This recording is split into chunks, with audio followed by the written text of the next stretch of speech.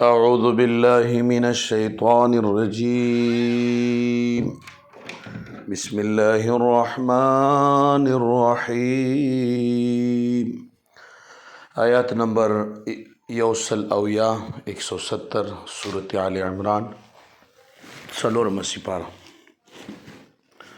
فرحین خوشحالی کوي دا شهیدان بما په هغه نعمتونو آتاهم الله چې ورکړي دوی ته الله تبارک وتعالی من فضله د خپل فضلنا ويستبشرون بالذین او دوی زیره ورکوي هغه کسانو ته لم یلحقوا چې ندي یوځای شوي بهم د دوی سره من خلفهم رستو د دوینا الله خوف چې هیڅ یره بنوي علیهم په دوی باندې ولا هم يحزنون او نه به دوی خفه کیږي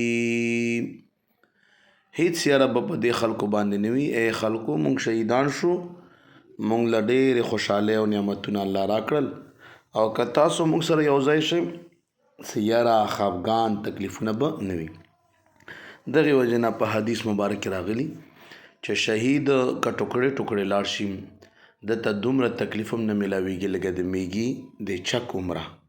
میږی چې یو سړی وچیچي نو د دې عمره تکلیف هم انسان ته نه میلاویږي، حالانکه دی به ټوټې ټوټې شوی وي. نو شهادت ډېره لویه مرتبه ده او اوس هم خلک لګیا دي د دې په حصول کې، او حقیقتا دا دی چې کامیابي په همدغو خبرو کې ده، خو شرط پکې دا دی چې د الله د رضا دپاره وي، نیت ورکې برابر وي او د الله د دین د بلندۍ دپاره وي او د الله پاک د بړایۍ دپاره وي.